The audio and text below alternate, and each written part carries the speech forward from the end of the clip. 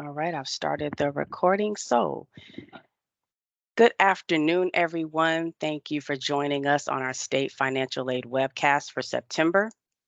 My name is Alexandria Blakely, and I am a program specialist under the Financial Aid Services umbrella. And I am happy to be joined by Assistant Director and co-presenter Leah Smalley, who is also a part of Communications Financial Aid Services team. Today's presentation is going to be recorded and posted online about a week from today in case you want to watch it or hear it again. The webcast will be available on our SFAP webpage and will be located under the Stay Connected spot in our webcast archives. And that's going to be the link that I left in the chat for you all. As we go through the presentation, we'll be answering some questions in the chat. Leah Smalley and Deshae Reed will be fielding questions, so feel free to drop them in as we go along. So without further ado, let's get started. Just a quick overview of our topics today. We have officially moved, so we will address some changes there. No pun, actually the pun is intended. We will go over the state campus-based report review for the fiscal year 2022. We will answer some frequently asked questions that you, the school, have asked us. We will also discuss some TASFA updates for both the paper and online versions. And per usual, we will go over any reminders, updates, and deadlines while leaving some room at the end for you to get your questions answered in the chat. So yes, as you've heard many times, we have officially moved into our building located in downtown Austin. The building comes with impeccable panoramic views of our ever-evolving Austin skyline. The picture in the top right-hand corner is a view from the 11th floor, overlooking the beautiful Bullock, Texas State History Museum. A few of our neighbors include my personal favorite, the Texas Lottery Commission, Department of Public Safety, Texas Board of Nursing, and the Texas Veterans Commission. On September 21st, we sent a notice advising of our new physical address to our downtown location, which is 1801 North Congress Avenue, Suite 12.200, Austin, Texas 78701. However, it is important to note that our mailing address remains the same, which is P.O. Box 12788, Austin, Texas 78711. We can't wait for you to visit so you can see the new building and us, of course, in person. Now on to the overview of the state campus-based report for fiscal year 2022. Last week, a memo was sent to the directors of financial aid regarding the state campus-based annual report, which is saved under our Stay Connected page on our Student Financial Aid Program's website. If you navigate to the Program Resources webpage, you'll find the fillable report and a link to the submission page that you will use to send the report. To ensure that the report can be processed properly by the CB, we ask that you do not send a scanned copy.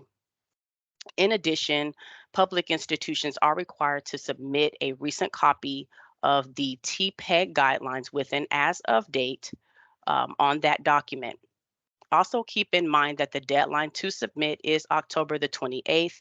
So if you're needing to coordinate with any of your other departments to get it filled out, please make sure that you're sending them that form in advance to meet the deadline. Here on the right-hand side, you're going to see a copy of the fillable form that will need to be completed. We will break down each section of the form a little bit later and also how to submit it. But for now, we just want to explain who fills out what on the form.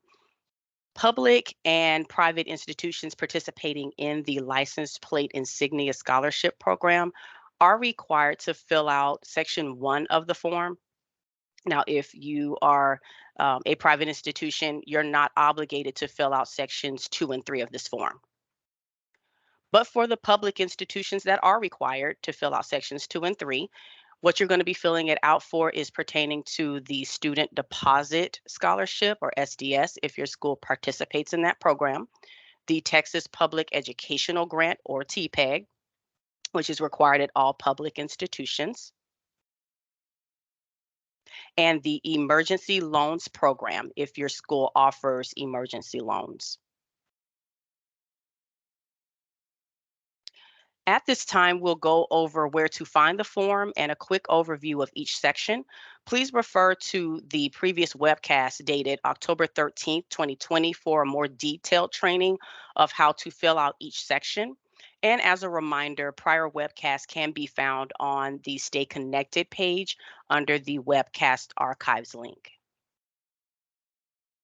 So in order to find the report and the submission link, you'll need to go to our main agency page, which is what we affectionately call the SFAP website, which is at the website of www.highered.texas.gov. Then in the top menu section, when you hover over the institutional resources and programs, you will see a drop-down menu. From that menu, you will then click on the option to go to student financial aid programs, which is where the mouse hand has landed in this photo. Now, once you get to the SFAP page, you will then choose the section called Program Resources, which is boxed here. And it's in that section where you'll find the report and the submission links for the state campus-based program for the current and fiscal year, or the current and previous fiscal year. Now, before we get started in the walkthrough, we want to point out several notes that have been added to clarify how to complete the form. For an example, you should not have any negative carry forward amounts on this form. This is going to mean that your account was overdrawn to start the fiscal year, and this form is simply not able to properly calculate using negative carry forwards. Another thing that was added was the formulas that are used when calculating the totals. So you will see that highlighted here in the yellow box. But moving right along, pictured here is section 1 of the form. It is to be filled out by schools who have actually received funding through the License Plate Insignia Scholarship Program, or LPI. This program allows schools to give financial assistance to students who are in need while attending an eligible nonprofit college or university, regardless if they are public or private. Public schools receive their funding directly through the Texas Comptroller, while private schools receive their funding directly from us, the coordinating board. If you are a school that does not participate in this program, it is required that you answer no to the question just above question A, which is circled here. Section 2 is where you will fill out the information for the Student Deposit Scholarship Program, or SDS. And again, if you are a school that does not participate in this program, you are still required to answer no to the question just above question A. Now, for those that are not familiar about SDS, it's a scholarship fund that uses students' paid school deposits that were set aside for the student but wasn't claimed by that student. So just as a quick reminder, both LPI and SDS funds can be transferred into TPEG if you don't want to use the funding to create scholarships within that program. If you did do this type of transfer, please be sure to document this on the green line of both sections 1 and 2. You will then notice that the information is going to be automatically pulled into section 3 for your convenience. And speaking of section 3, it is for the Texas Public Educational Grant, or TPEG, which is a program that public institutions are required to participate in by setting a certain percentage of money aside for grant funding. This section also collects data on the emergency loan program.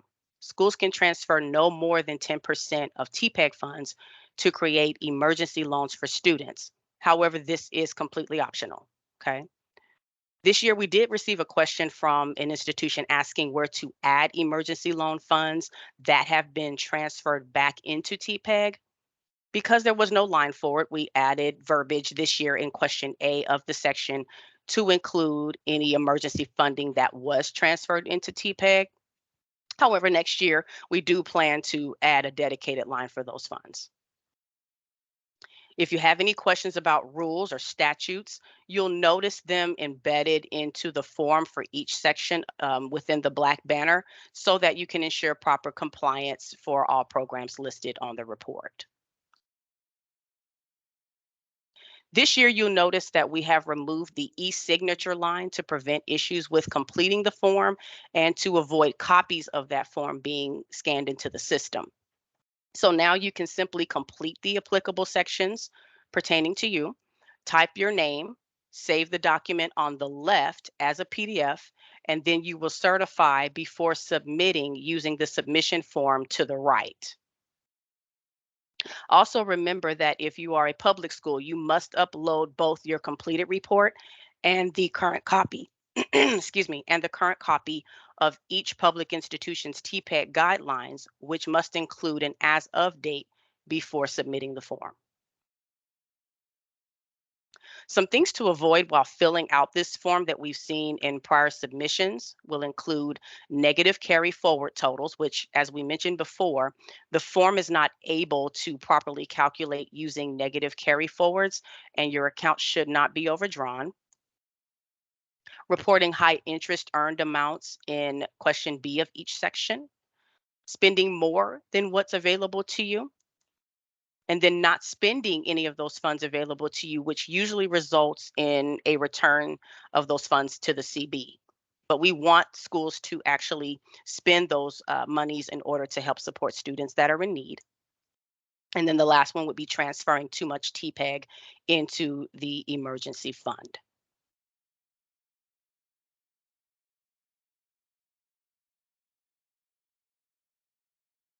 And now for the FAQ section. We have received a few questions regarding some popular subjects that we would like to address at this time. Now, keep in mind that the questions that are listed in this section are not meant to single anyone out, just a way to inform others if they have the same questions that have been asked previously. And as always, if you have questions, concerns, or anything else you would like to have addressed, please send your requests through our Contact Us option. Starting with the revised grant allocations and carry forward for the fiscal year 2023, the first question reads, how can I request my remaining grant funds for fiscal year 2022? The answer to this question is, unfortunately, you can no longer request funds for the fiscal year of 2022.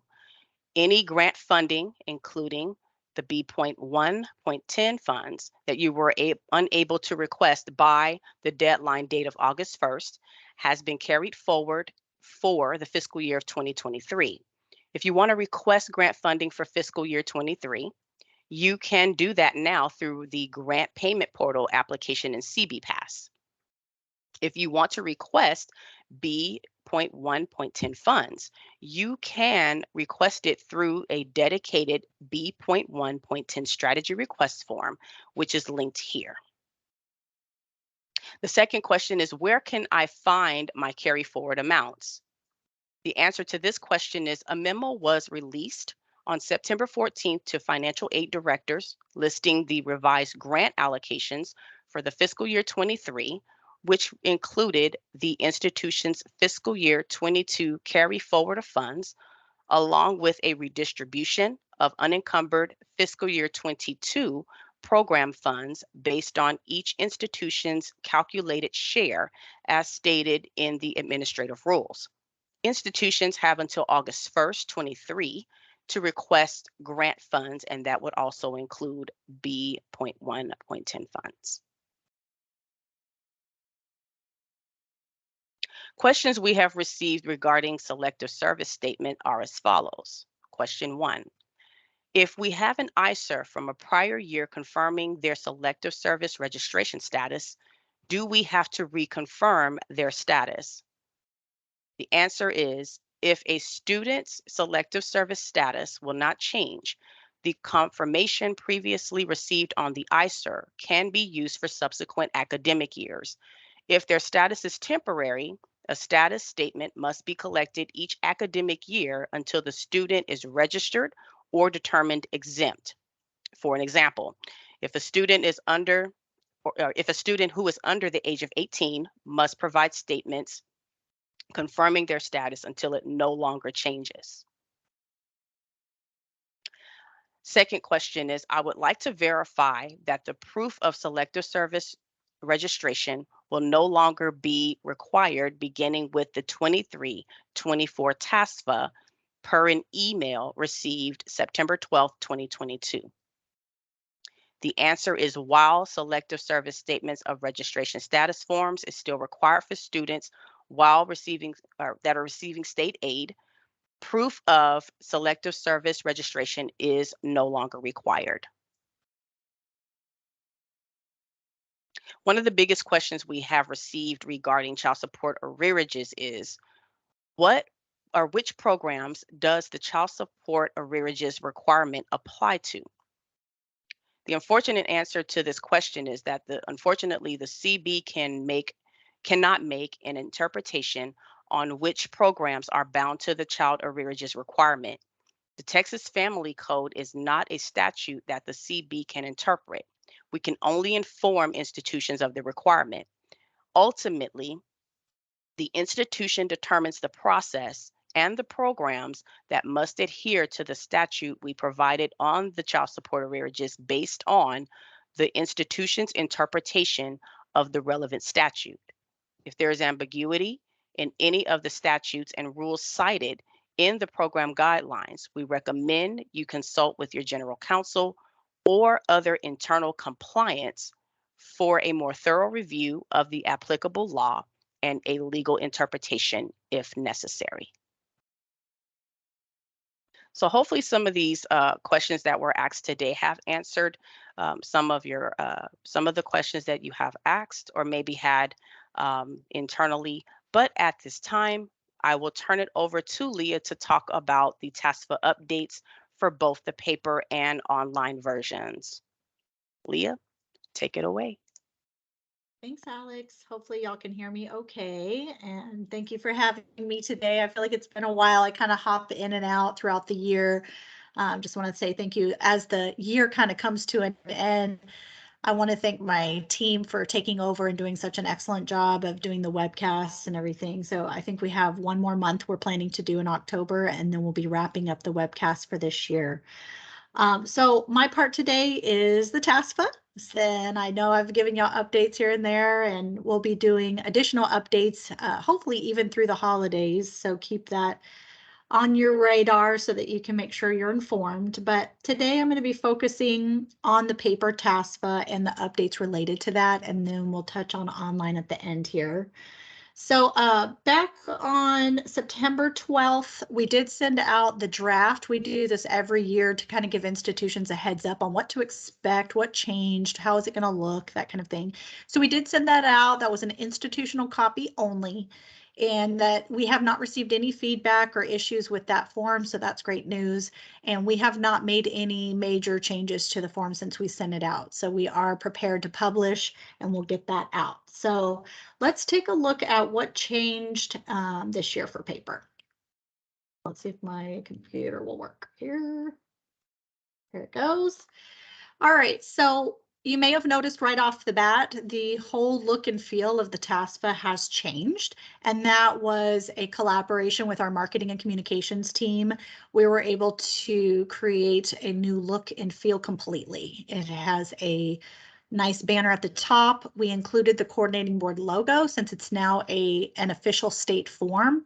And then the color scheme throughout the document is different. We used to mirror the FAFSA colors every year, but now that it's kind of its own form, we've created a lighter tone to the document because we received some feedback from high school counselors that said that sometimes the colors that we used in all the boxes were really creating issues for students who photocopy and send those through. So I'm sure you can imagine on your end when you get it and it's very dark and you can't read it, that can sometimes cause processing issues. So we did try to take that feedback into consideration this year and use some color schemes that would work well for institutions.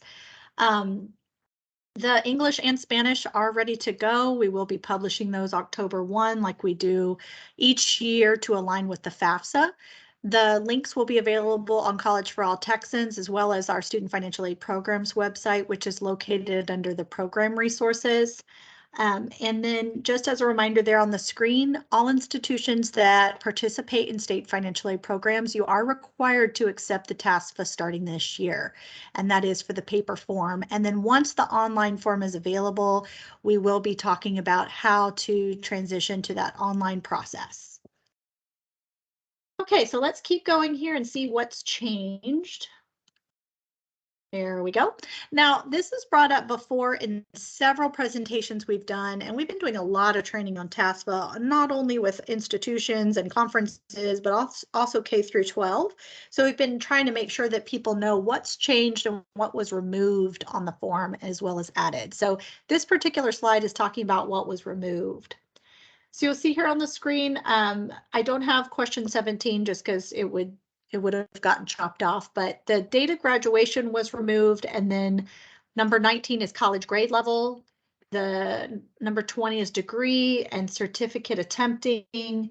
The number of credits enrolled, associate degree for transfers. Number 25 was what we called conviction restrictions. And just to clarify, while that was removed from the TASFA, the schools participating in Texas Grant and TEOG are still required to confirm that a student has not been convicted of a felony or an offense related to a controlled substance, but that was removed from the TASFA because we got feedback that that was not used to confirm their status. It was simply just kind of on there and it wasn't helpful. So the requirement is still there. The question was removed from TASFA.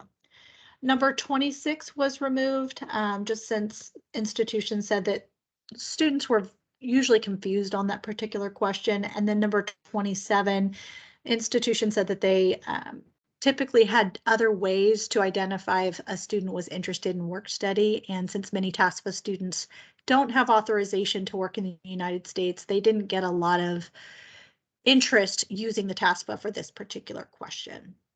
So these, again, we went through with our committee, which involved the K through 12 group and then some of the institutions and even some third-party organizations. And we discussed line by line which questions to change. And these were the ones that we decided this year. Let's move forward to the next slide. So another thing that you'll notice compared to prior years is that we used to have the student and the parent side by side, and you would the student would have to fill that in. And now we have dedicated sections for both student and parent. And one of the reasons that this was done was because when we were developing the online TASFA, we have separate sections for each of those pieces. Because of skip logic and other pieces like that, we decided that the paper form needs to mirror the online form as closely as possible. So now you'll see that distinction between the two groups. Another thing that we did on the final copy you'll see is there's a section called college information. Again, this was done to align with the online form that's being developed, where they will designate their school and their housing status, and then if they have one, they'll be able to enter their college ID. All of that will help on the online process when you start looking at how to automate and import information. It's easier to help align with a student record. In the same sense for the paper form, if you get one in and you have their student ID on it and then their housing status for your particular school, it's easier to look at their financial aid package. So this was just kind of an extra thing that we did, and we got good feedback that this would be helpful from the high school counselor side of the house. So you'll see that change here. Let's see if it will move forward. Is thinking about moving. There it goes. All right. The last piece here is the TASFA notes. We've had TASFA notes on there, again, similar to FAFSA. We put those on there, but this year they're a lot beefier. There's a lot more information that we provided, and that was to help students and families filling it out to have a little bit more clarification. And a lot of these were updated to align directly with FAFSA. So we went back and we looked at how do they answer these questions, and we filled in the gaps on our notes where maybe one didn't exist or maybe it wasn't clear enough. And so we did a major alignment with the FAFSA, and then also on the online application, we're going to have help icons. And so these TASFA notes very closely align with those help icons. So we're doing a lot of kind of alignments on purpose so that we can have that continuity. And lastly here, the flow. Now, the flow is totally different than prior years. And once the online TASFA is developed, what is great about the new paper form is that students will be able to print a copy of their online application and it auto imports into the paper copy. So that's why we have them kind of identical for that purpose. So now on the TASFA, the student information is first and it includes things like demographic information, all of their income, marital status, housing status, all of that. Then it goes into what we're calling status determination, which is really their dependency status, and all those questions align with the FAFSA. From there, it moves into the parent information where they'll put in if they're dependent or independent. They'll include their parents' information, either one parent or if their parent is married, they'll include the second parent. And then the housing and college information, which I showed you previously. Again, on the online form, it'll pull in automatically. On this paper form, they'll get to choose and put the individual schools that they're going to mail it off to. And then lastly, the signature section, just that hasn't changed. We do have it as an e-signature on our paper form. We do know that browser compatibility can affect that. And so we do know that a lot of students end up printing and just doing a wet signature. So I don't think any of the wording was really changed, but we did try and tighten up some of the wording so that they knew how to complete their signature and then ultimately how to mail it off to the school. So that is the paper form, the changes this year. And if you have questions, you can always send those to us. But as of right now, the time is ticking down till publication, so we really aren't planning to make a lot of major changes at this point. So online task, I've mentioned that throughout, the paper form and trying to show you where that alignment was happening. And in the event you did not hear the announcement or see it posted on our website, we did send something out on August 26th, yes, to communicate that the 23-24 online task was delayed. We are extending the timeline, and that's going to enable us to do training with not only institutions, but again, thinking about the counselors and making sure that we have resources for students and their families. We're trying to make sure that they understand the process and how to create an account, how to get in there, how to submit it. What does that mean? There's a lot of moving parts with this online TASFA. The other piece there that we want to make sure is set up is the transmission of data to the institutions. We do get quite a few questions on, when will we receive a test file? How is this process going to work? How often are we going to get files? What is it going to look like? We have a lot of questions to answer, and we want to make sure that y'all are thoroughly prepared before it goes live. So we're working on those plans to make sure that we have that information available to y'all. So once we finalize all the work, we will alert y'all. We'll keep you in the loop. We are approaching the holidays and we know that. So we're trying to find times to make sure that we can still connect with y'all on this information and keep you up to speed on all of our milestones.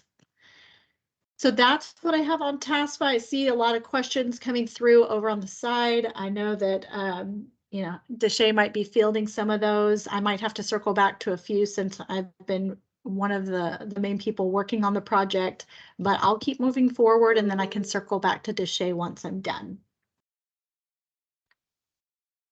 All right, so reminders, updates, and deadlines. First and foremost, I think Alex already mentioned this, but institutions can start submitting their funds requests for FY 22-23. Our grant payment portal is open. The funds request forms are posted online. I think we went through these on a prior webcast, but you can start submitting those, and we are routing through payments now that the fiscal year has begun. Now, another thing is the first day for FADS is coming up. It is scheduled for tomorrow on the manual, but we will notify institutions once it's available. Sometimes it's later in the day, sometimes it's the day after, but we will notify y'all when you can start submitting those files. Now, one thing to keep in mind on FADS, we will be posting and sending out the reconciliation form. And this year we've created a submission link where you'll upload that form. So in the past, the process was kind of disjointed a little bit. You had to kind of send emails here and go there, and we're trying to streamline things as much as possible. So this year, you'll fill out the reconciliation form. You'll also download your student loan details report from MoveIt like you have in the past. But this year you'll upload them through a dedicated submission link. And that is, again, to ensure that we can track those more closely. Emails, as you can imagine, just they're hard to track. And so this is a better process. All of that information will be available in the memo when we send that out, hopefully tomorrow. And if not, we will notify you again once it's open. Now, some updates. I just talked about the paper TASFA. We are prepared to go live October 1, so you will see the updated forms posted. You'll see them online right now. They just say coming soon, but those will be available to students on Saturday. The TASFA conference is coming up next week, and the coordinating board will be there. We will be there for the new aid officer basic workshop. We'll also have two presentations, one in the morning and one in the afternoon on October 6th. And then Charles Quintero Pulse will also be there doing the state update. And I believe that's in the afternoon of October 6th, I believe. That one I'm not 100% on. All the information is available on TASFA, the organization's website. You can check the agenda and all the presenters and all the information you'll need if you're attending that conference. Deshay and I will both be there, so if you're attending, we look forward to seeing y'all. Some deadlines that are approaching, we have the Good Neighbor program. So each year by October 15th, we do require that institutions who have ineligible students or students who maybe just didn't choose to attend that college or university, you do have to let us know. And then what that does is it opens up a new slot for any other eligible participants from that country. So we have to get those all collected. And then what we do is we will reevaluate the submissions that came through, and then we'll notify the schools that have the selected new recipients. So if you're a school that has a student that is ineligible, please do not assume that you can just swap them out for someone else. That's not how it works. You have to send that ineligible student to us, and then we swap them out with the next eligible person. So it may not even be at your school, unfortunately. If you have questions on Good Neighbor, feel free to send that through to us, and I'll tell y'all exactly how to contact us in just a moment. The last thing there is the deadline for the FY22 state campus-based report that Alex went through section by section. That is coming up on October 28th. If you need assistance on that form, you can always reach out to us, but I definitely urge you to go listen to the webcast that she mentioned that was delivered in October of 2020. It does go line by line through the report to explain which bank accounts, how much interest, where you put everything in that form in a lot more detail. So I think it's very helpful to do that. I think that's it. So let's talk about, if you do have questions or follow-up items, how you can get in touch with us. So first and foremost, via phone. At the top here, we always inform institutions that there's two phone lines dedicated to borrowers and to just the general public. So we have our student borrower phone line. That's the 800-242-3062. That's dedicated for students who have applied for one of our loan or scholarship programs, such as CAL or TASP. We also have our Texas Financial Aid Information Center, and that's for general questions. But I'll be honest, when students call us through there, 9 times out of 10, we're going to help them the best they can to get back to y'all, because y'all are the ones that have their record and y'all are going to have the answers that they're looking for. But that is a phone number that we help with at the coordinating board. Now, the phone number down below is the financial aid institutional phone line. That's dedicated to y'all that as administrators. That goes directly to our team, and we're open from 8 to 5 daily. We do close from 12 to 1. But that allows you to call and see if you can get a response in real time. If we can't answer your question, we'll always get back with you, hopefully the same day, depending on the time that you call. Now, if you have a question that's more complicated and you know it'll probably take some research, we do recommend that you send an online inquiry.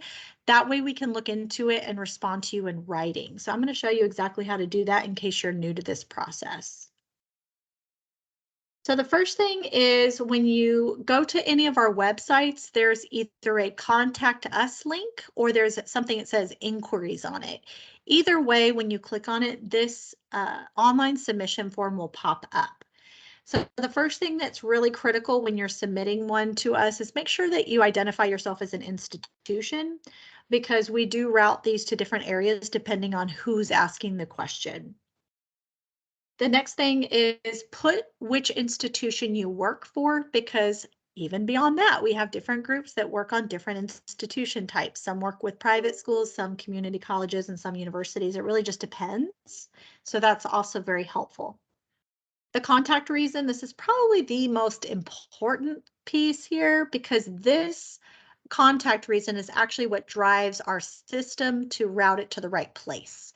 So if you put anything other than financial aid question, it's going to delay the answer from getting back to you.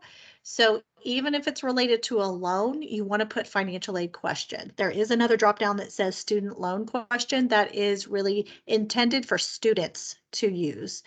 But sometimes we get those wires crossed and they take a while to get over to us, but we get them eventually.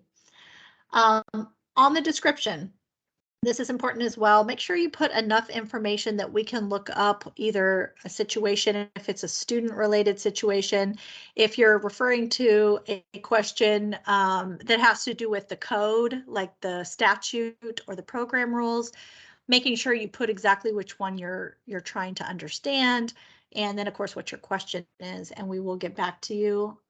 We do take time to read those and try and answer them as thoroughly as possible, so they do take sometimes up to 5 business days. Now, another thing that's not required on the form, but we do ask that you put it, is your direct phone line. Even though we get detailed inquiries, sometimes there's just lingering questions where we're like, oh, we really need to talk to you directly. So having that phone number in there is wonderful so that we can get in touch with you. If you leave your main line, sometimes we have to try and navigate through all the menus, and especially with peak processing times, it's hard to get through. So if you can send your questions through here, like I said, sometimes you'll get a response within, 1 to 2 business days, but just expect that because of staffing and everything else, it can take up to 5 business days. If you don't hear back, definitely call and follow up with us. We definitely do not want to miss any of your inquiries, and we want to make sure that we are processing those timely for y'all. All right, I think we're at the end here. So I did see lots of movement on the chat over in the side. I think I saw lots of responses from Deshay. But Deshay, in the chat box, can you put if there's any I need to circle back on, or if there's anything that we can help answer? Happy to. I did not even doubt you, Deshay. I knew that you'd handle them all. She is speedy. I tell you what, I've tried to do this before, and I just have to give credit to Deshay. She is phenomenal at fielding these questions on the fly. If you've ever tried to do this, I'll tell you what, it is not easy. So thank you for always being here for us and answering the questions and being available. We still have 20 minutes of available time. Now, we do not need to use all 20 minutes, but if you have any additional questions, go ahead and put them in the chat. Otherwise, we are going to wrap up for the day. And like Alex said, we'll be posting this on our website within the week. And then if you're at the conference next week, I really look forward to seeing everybody there. I don't see any questions. So Alex, I'm going to turn it right back over to you so you can wrap us up. Give you back control. All right, awesome. Thank you. All right, and just as Leah mentioned, we will have the webcast available a week from today. So in case you want to watch it or hear it again, we'll have that available for you guys. Um, if in the event that all the questions have been answered, we do want to thank you again for joining us. We appreciate your time today, and y'all have a wonderful day.